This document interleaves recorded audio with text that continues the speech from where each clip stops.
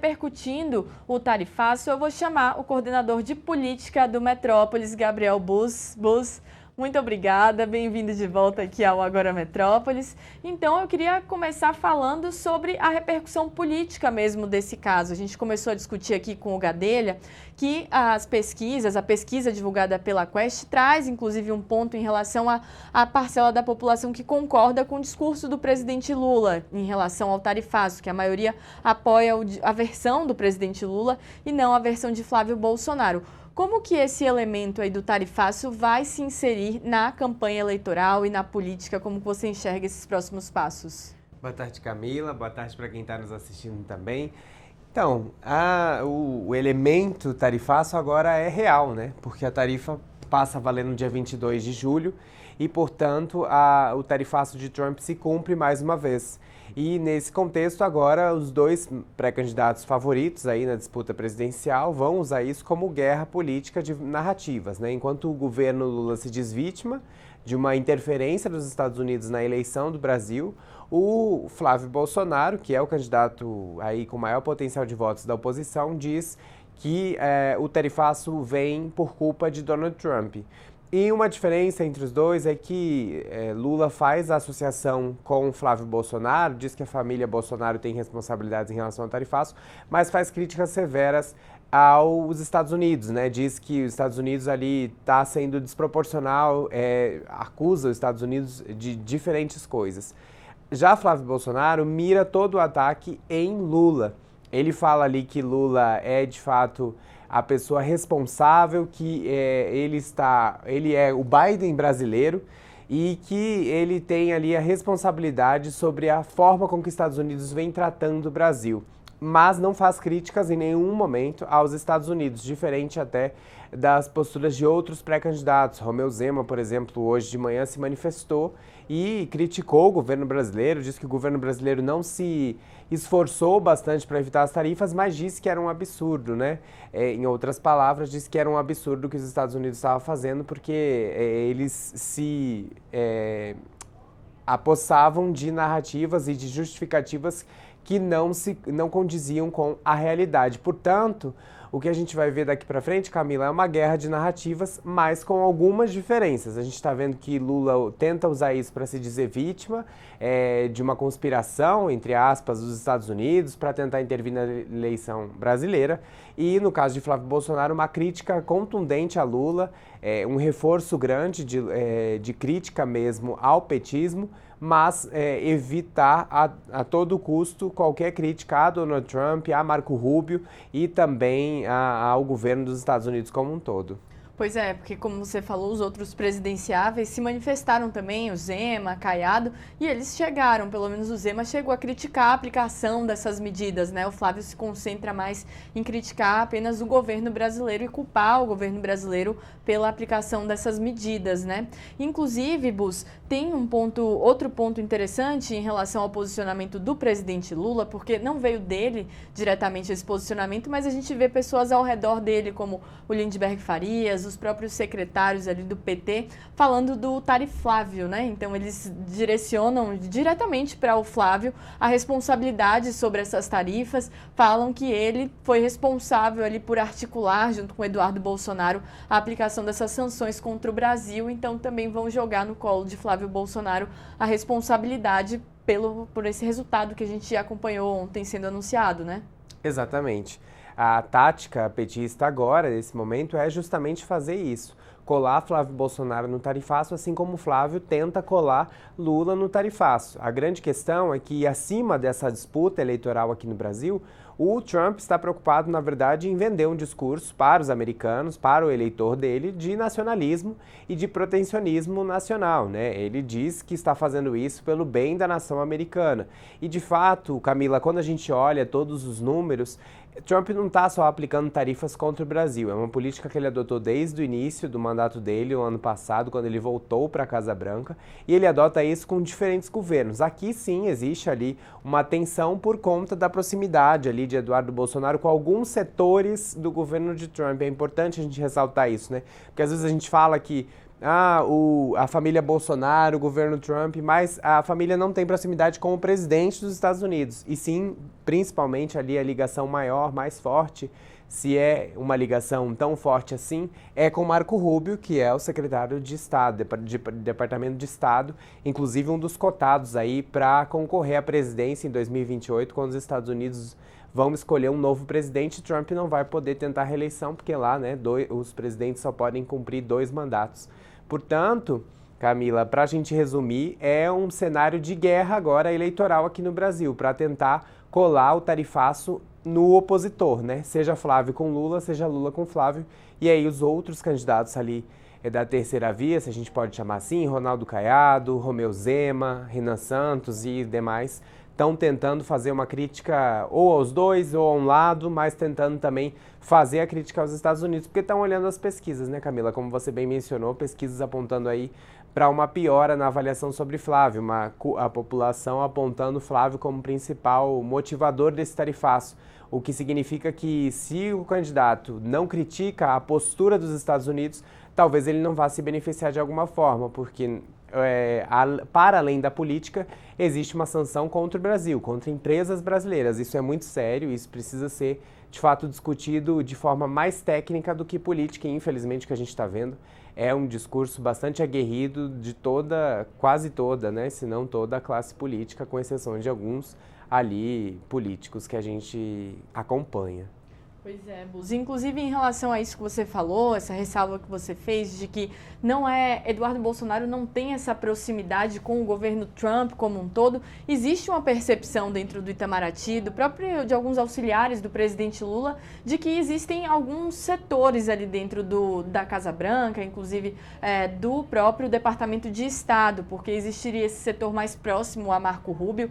Marco Rubio, lembrando que foi às redes sociais, atacou diretamente a política brasileira, a posição do presidente Lula, que seria mais ideológico, e eles veem também que existe um setor um pouco mais pragmático, que entende que medidas como essa podem prejudicar também os Estados Unidos, então que eles tendem a agir de forma um pouco mais pragmática, e às vezes a gente vê essa posição, que já é própria do governo Donald Trump, um pouco mais errática, anunciar algo, volta atrás, mas como um reflexo também esse cabo de guerra, digamos assim, entre esses dois setores, o que é um pouco mais pragmático e esse outro que é um pouco mais ideológico e que vai agir motivado por questões políticas. Mas fato é que a gente viu essa decisão ontem sendo muito baseada em questões também políticas, né? Eles citam a própria questão das redes sociais, e isso é um tema que vai ser debatido aqui no Brasil, né? Por conta dessa possibilidade de regulamentação das redes sociais. A gente tem, inclusive, tema sendo discutido lá dentro do Congresso Nacional. Os setores, as Big Techs, vêm atuando muito fortemente para isso, porque existe essa discordância em relação a algumas medidas adotadas pelo Brasil, por exemplo, de remover conteúdos das redes, e isso se relaciona completamente também com o ano eleitoral, né? Com certeza. E é interessante porque Marco Rubio vem a público fazer quase que desmentir o Departamento de Comércio, porque o Departamento de Comércio estava tratando as tarifas como algo porque o Brasil não estava atendendo às expectativas dos Estados Unidos em relação a pontos, como você acabou de citar. E aí entra desmatamento, entra PIX, entra vários assuntos. Mas Marco Rubio disse que não, que para além desses mecanismos, o governo não usou de boa fé e o tarifaço é sim uma medida política contra o Brasil. Então ele desmonta qualquer narrativa de tentar dizer que é só por uma questão de deslealdade de comércio, de que os Estados Unidos está saindo no prejuízo no quesito de superávit primário, né, na relação comercial Brasil e Estados Unidos. É sim um tarifaço político. Quem diz isso não é nós, jornalistas, nem só o governo Lula, é o próprio governo americano que está pontuando isso. A gente está falando de um chefe de Departamento de Estado, um cargo muito importante, né? Talvez ali um dos braços mais importantes da equipe de Donald Trump. Portanto, se Marco Rubio veio a público falar isso e Trump, horas e horas depois, ainda não veio desmentir isso ou desautorizar Marco Rubio, é porque Trump também sabe a forma com que Marco Rubio está se comportando. E como você disse, Marco Rubio é dessa área mais ideológica. O governo Trump tem outras áreas que não são ideológicas. O Departamento de Comércio mesmo é um departamento que nem sempre tem a ala ideológica como majoritária. Inclusive estava dizendo que as negociações estavam avançando, mas que o Brasil ainda precisava ceder mais. Era a declaração ali dentro do Departamento de Comércio, perdão. Mas Marco Rubio disse que não, que na verdade não avançou em nada e que era, sim, um tarifaço político. E claro, né, Camila, não dá para a gente desconectar o tarifaço do período eleitoral. A gente está há pouco mais de um mês aí do início da campanha eleitoral. Pois é, Bus. E eu vou passar agora para uma matéria, vamos ler mais uma matéria aqui no telão, para a gente voltar aqui e conseguir também debater um pouco mais sobre esse assunto, porque depois que o Brasil anunciou, disse que pode aplicar a lei da reciprocidade contra os Estados Unidos ameaçaram o Brasil com mais medidas caso o país de fato aplique essa lei da reciprocidade. A matéria da Thaís Martins trata aqui, cita um pouco que os Estados Unidos ameaçaram o Brasil com mais consequências caso o país decida reagir com reciprocidade à decisão dos norte-americanos de taxar produtos brasileiros.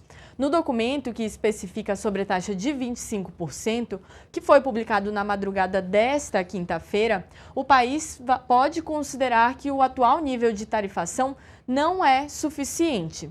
Ações do Brasil que aumentem o ônus ou a restrição ao comércio dos Estados Unidos, como aumentos de tarifas sobre produtos dos Estados Unidos, em vez de abordar as preocupações dos Estados Unidos com as práticas desleais constatadas na investigação, podem indicar que a ação dos norte-americanos neste nível não é suficiente para obter a eliminação dos atos, políticas e práticas do Brasil. Então, o texto afirma aí que pode haver uma atualização nessas tarifas, inclusive o incremento, o aumento delas. Os Estados Unidos também disseram que a aplicação das tarifas não impede que sejam utilizados outros remédios ou autoridades adicionais conforme apropriado. Após a decisão, o governo brasileiro informou que vai acionar os instrumentos previstos na lei de reciprocidade. Só para explicar aqui quem acompanha, quem está assistindo a gente, essa lei autoriza o Brasil a retaliar ou aplicar sobretaxas equivalentes contra países que imponham barreiras comerciais unilaterais aos produtos brasileiros. Então, Bus, a gente tem aí já uma previsão dos próprios Estados Unidos, né, de como reagir caso o Brasil decida, então, aplicar essas tarifas igualmente aos americanos. Essa foi a posição escolhida pelo governo brasileiro, nessa nota que foi publicada pela SECOM. A gente passou aqui um pouco mais cedo, também mostramos a nota que foi publicada pelo presidente Lula. Eles soltaram essa nota de forma institucional e o presidente Lula também publicou na sua rede social, no X. E aí, então, o Brasil estuda a aplicação dessas tarifas equivalentes, mas os Estados Unidos podem retaliar. Então, é uma guerra que está em curso, é de fato uma guerra comercial, né? O Brasil precisa analisar muito bem como reagir a isso na medida certa. Ao mesmo tempo que o governo Lula quer utilizar, o presidente Lula quer utilizar isso de forma eleitoral também, utilizar isso na campanha, também existe o posicionamento do governo, né? O posicionamento do Estado brasileiro para evitar que isso seja ainda mais prejudicial, por exemplo, para o Brasil. Exato.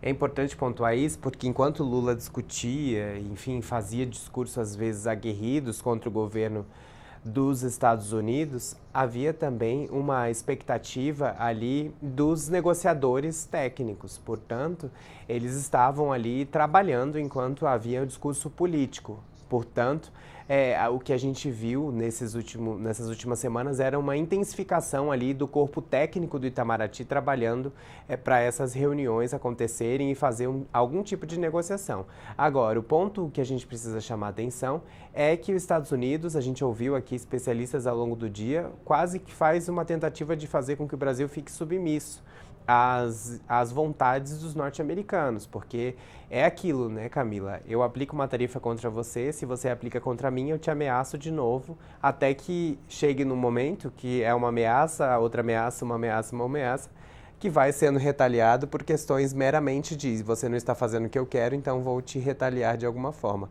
É isso que parece estar querendo o governo norte-americano e é importante a gente observar isso, porque é muito sério, né? A gente está falando aqui de empresas brasileiras, para além da política. É importante a gente, às vezes, separar um pouco a política e falar que essas taxas, esses valores, essas porcentagens que a gente fala aqui, afeta sim a economia brasileira e isso pode provocar sim grandes problemas para o Brasil, independente de quem seja presidente ali a partir de janeiro de 2027.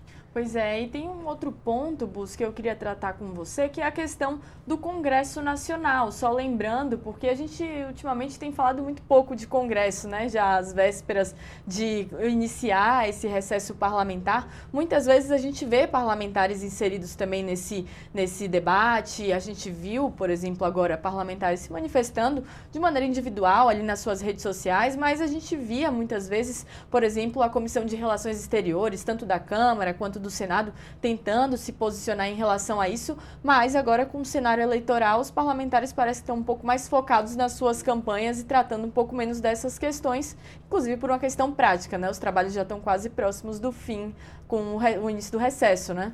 Exato.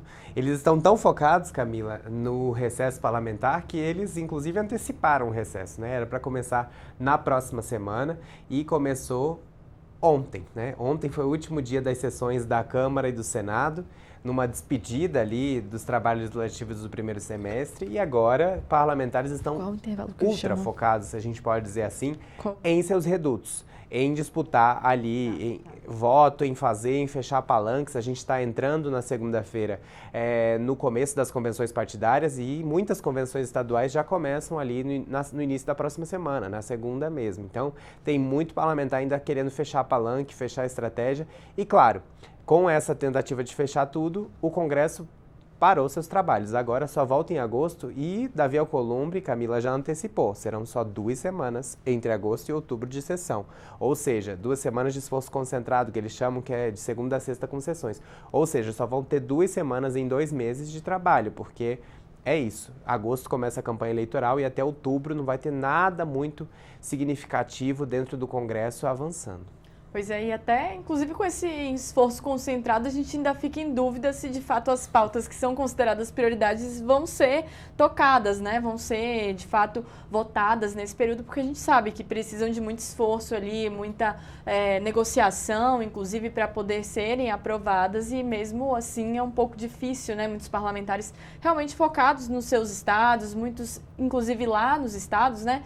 Então, a gente vai seguir acompanhando, você vai vir aqui, inclusive, para a gente tratar um pouco mais sobre esses trabalhos do Congresso. Mas é isso, enquanto o Congresso já não atua mais, já antecipou o seu recesso, a gente segue debatendo sobre essa questão do tarifaço, dos impactos disso na política brasileira e também na política exterior. Mas eu vou chamar um intervalo muito rápido para quem acompanha a gente pela televisão. A gente está de volta em 2 minutos.